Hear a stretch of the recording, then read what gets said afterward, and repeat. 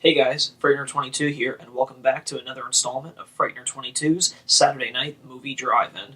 Well, this week we got a pretty interesting film up for review, and it's actually a film that's not legitimately released yet on DVD, so the copy that I will be reviewing are from my good friends Sean and George from VHSPS.com. So the film choice that we're going to be looking at tonight is 1988's Remote Control. And this is kind of an interesting one. I had bought this from Sean and George a few conventions ago at the Monster Mania convention in Cherry Hill, and it had just been put on the back burner for me. And this is actually the first time that I ever watched the movie, so I knew kind of going into it that I wanted to do a review on it for good or worse, whatever the outcome may be. It just seemed like a really cool concept and something worth talking about, since especially since it's not out, legitimately out on DVD yet. So let's go ahead and get into the plot of this. The plot is pretty cool, actually, I have to say. It stars Kevin Dillon. Most notably, you guys would probably be familiar with him nowadays as being on HBO's Entourage. But in the 80s, he actually starred in, of course, Remote Control, and then, of course, the 1988 remake of The Blob, which is fucking phenomenal, as well as 1986's Platoon. So, in this film, he plays, he works at a video store, as a video store clerk, obviously, and there's this new this new VHS tape that's on the racks entitled Remote Control, and it's like a cheesy 50s sci-fi flick, but every time that somebody is renting this movie, it's kind of making them, as they're watching the film and kind of laughing hilariously at it, they eventually turn, out and go on like a murder spree, killing the people around them after they see this movie. So Kevin Dillon's character eventually becomes hip to what's going on and sets out on a mission to not only destroy the copies of the tape, but find out the culprits behind making the tape. Now, like I said, this is actually a pretty cool concept, and just, on the box art alone and just that plot, it seemed like something really, really up my alley. I have to say, overall, it certainly fell a little short of expectations. One of my buddies actually had seen it, and he was raving about it, about how much I liked it, and actually how well this film would probably play with a double bill of a Halloween 3 Season of the Witch. So going into that, I mean, my expectations were set pretty high for Remote Control, but for one reason or another, it just kind of fell flat. The perks to this film are that it's really cool to see, the VHS days, like, in their prime in the late 80s. The only thing that I kind of would have wanted to see a little bit more, I mean, obviously this could be argued because a film of this stature is probably on a limited budget, but I don't know, I just feel like the VHS store that Kevin Dillon's character works at could have been a little bit more, I don't know, a little bit more vibrant, a little bit more like the VHS stores that I remember, just, movie posters everywhere, and, VHS covers and, like, their big box and clamshell glory all over the place, but you don't really get a sense of that. The video store that he works in is pretty boring, but, if you actually pay attention, there are some cool snippets of, like, behind the counter, you see a Teen Wolf poster, and on the counter you see, like, a little advertisement for the movie House, so all those things were actually kind of cool, but, I don't know, just, like, the spirit and the atmosphere that they could have had, working with a VHS store and what have you, could have been used, a little bit more, vibrantly. It would have been, it just would have been that much more effective. Overall, the main reason why I think this movie kind of fell flat for me was just that it was just kind of boring at times. I mean, like I said, when you read the back of this, the back of the box and read the synopsis, it seems really, really cool going into it. It almost has somewhat of like a Videodrome vibe, but, just incredible, much, much cheesier. I'm saying a Videodrome vibe, and I'm using that term very loosely, because it's not, head-on like the plot of Videodrome, just, the whole usage of televisions and being, hooked on television and, what have you, just the same thing utilized here with, a VHS tape and what have you.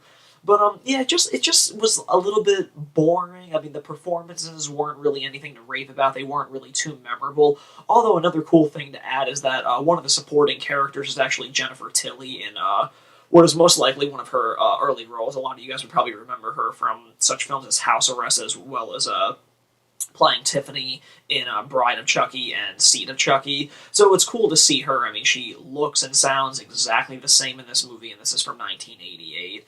But I don't know, I mean, like, there's a cool, the other minor cool things about this is that they kind of spoof more popular, 50s sci-fi films. They make references to War of the Worlds and stuff like that, and of course the VHS the VHS of remote control that is making people go on like a murder spree in this film is just an obvious cheesy 50s send up of all those classic 50s sci-fi movies. So that was kind of cool to see a subgenre of filmmaking used in a film like this, because it's just a B movie, the love of those 50s B movies utilized yet again in the form of an 80s film. So right there it was cool, but just overall, I mean, the story just kind of fell flat. Like I said before, the performances aren't really anything to rave about. There's nothing really memorable about it, but I mean, I can't really say to avoid this movie like the plague, because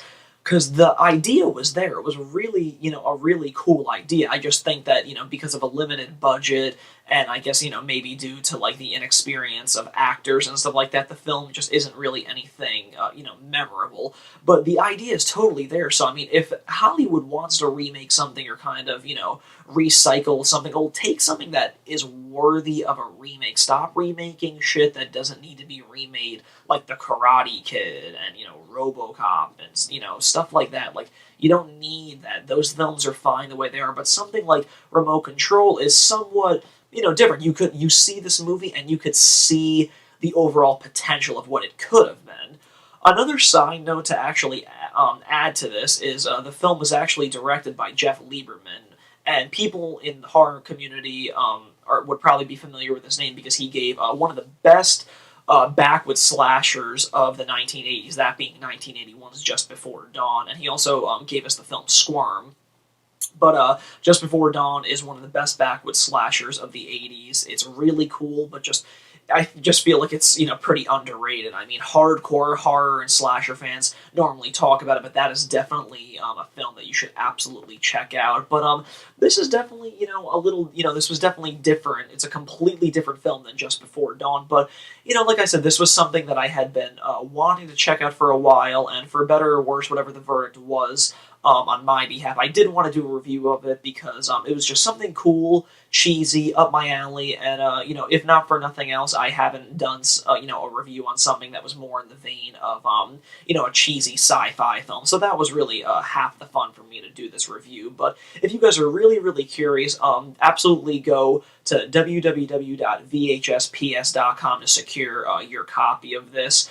Sean and George do a great job on their transfers. The VHS transfer that they put on this DVD looks really, really great. The audio looks good, and of course, they go to the trouble to scan the the front, spine, and back cover of the original VHS box, so it's really cool to have that. So if you guys are really, really curious to check this film out, absolutely go to their website. I believe they only charge $10, for the DVD, which I think is a steal. So, if you guys are, willing to take a chance on something a little different, especially, if you're a fan of Kevin Dillon, or of course, Jeff Lieberman's work, check out Remote Control. I'd like to know what you guys think of it. As always, guys, thanks again for tuning in to Frightener 22's Saturday Night Movie Drive-In, and I'll catch you next time.